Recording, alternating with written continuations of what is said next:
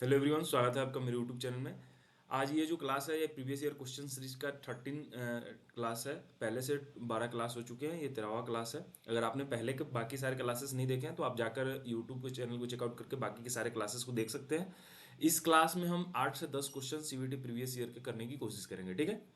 तो चलिए, अगर आप चैनल पर नए हैं तो चैनल को सब्सक्राइब करेंगे, और अगर आपको वीडियो पसंद आ रहा है तो वीडियो को लाइक करना है और दोस्तों में शेयर करना है, ठीक है। तो चलिए आज की क्लास को शुरू करते हैं। आज की क्लास का पहला क्वेश्चन है, the letter L M N O P Q R S T in their order are substitute by 9 integer 1 to 9। मतलब क्या किया जाता है, इन लेटर को एक ऑर्डर में सब्सटीट्यूट किया जाता है 1 से 9 तक, ठीक है। तो हमसे पूछ रहा है कि 4 इज असाइन टू पी। फिर ये बता रहा है कि पी को कितना नंबर असाइन होता है, 4 असाइन होता है। The difference between P and T is 5। T और पी के बीच में जो डिफरेंस है वो 5 है। The difference between N and T is 3। T और एन के बीच में जो डिफरेंस है वो कितना है, 3 है।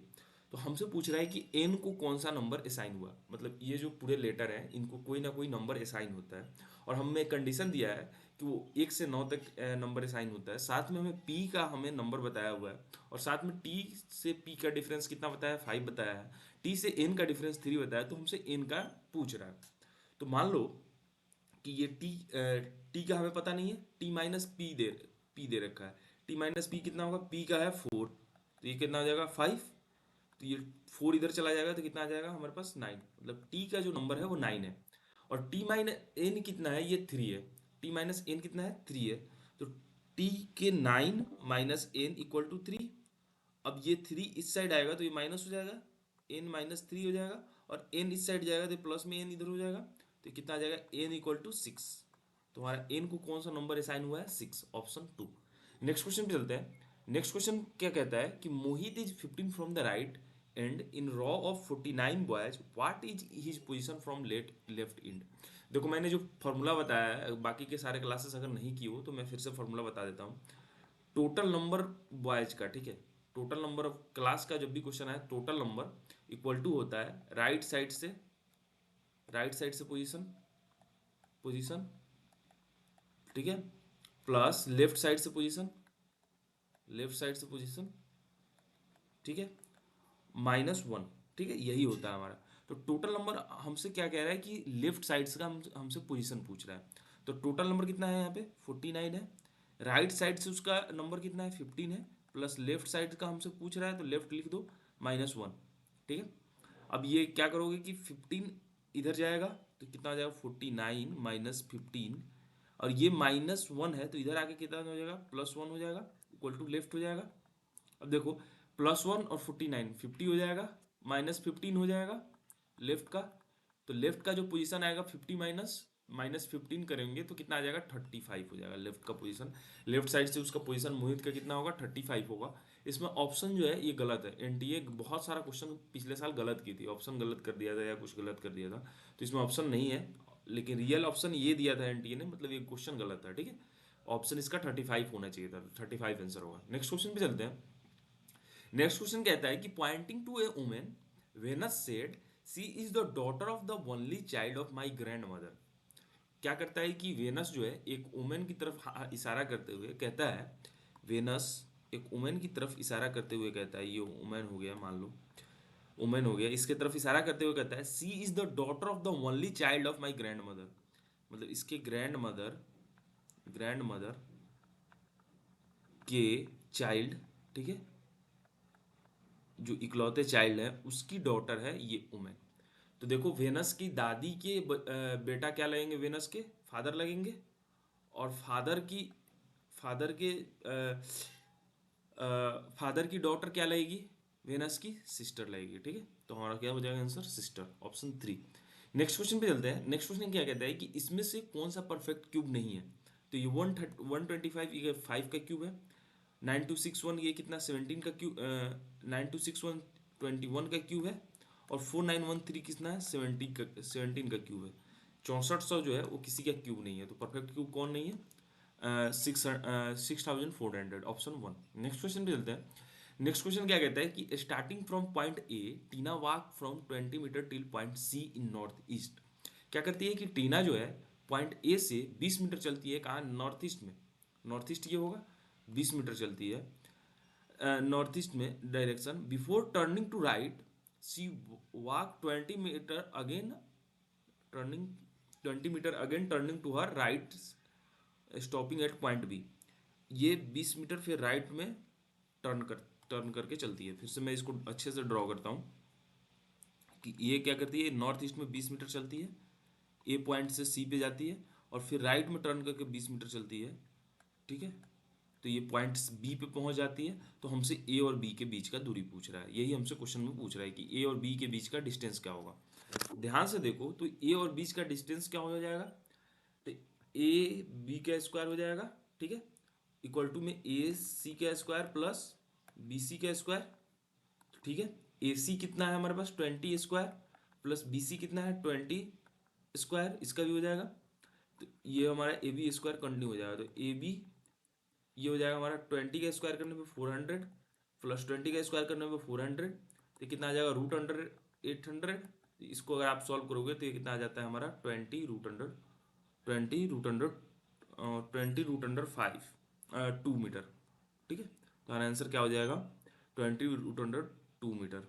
इसमें नहीं है, हाँ इसमें गलत है, 20√2 हमारा आंसर होगा, ठीक है।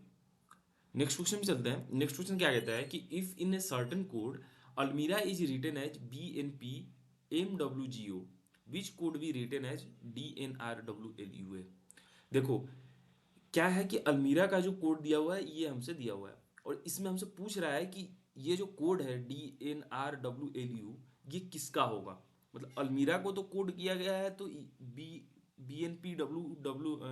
BNPMWGO दिया हुआ है, लेकिन इसमें क्वेश्चन नहीं पूछा हुआ है, इसमें सीधा क्या दिया है, कोड दिया हुआ है, ठीक है। तो ध्यान से देखेंगे, इसका अल्मीरा दिया हुआ है, इसका कोड जो दिया हुआ है हमें BNPMWGO। अब ए से बी कितना हो रहा है +1 हो रहा है, एल से एम एन कितना हो रहा है +2 हो रहा है, एम से पी कितना हो रहा है +3 हो रहा है, आई से एम कितना हो रहा है +4 हो रहा है, आर से डब्ल्यू कितना हो रहा है +5 हो रहा है, ए से जी कितना हो रहा है +6 और एच से ओ +7 हो रहा है, ठीक है। अब कोड दिया हुआ है तो DNRWLUA। अगर हमारे पास क्वेश्चन होता तो हम +1 करते करते आंसर निकाल लेते, लेकिन हमारे पास कोड दिया हुआ है। तो कोड दिया हुआ है तो वो कोड कैसे बना होगा, +1 करके बना होगा। तो हम इसमें से अगर +1 +2 +3 +4 +5 +6 +7 करके कोड बना होगा। लेकिन अगर हम इसमें माइनस कर दें तो एक्चुअल पता चल जाएगा कि आखिर ये किसका कोड है। तो अगर हम -1 करेंगे इसमें से, डी में से -1 करो तो सी हो जाएगा, एन में से -2 करोगे तो कितना हो जाएगा हमारे पास ओ एल हो जाएगा हमारे पास, ठीक है। इसमें से आर में से -3 करोगे तो हो जाएगा ओ हो जाएगा, डब्ल्यू में से -4 करोगे तो हो जाएगा एस हो जाएगा, एल में से -5 करोगे तो जी हो जाएगा, यू में से माइनस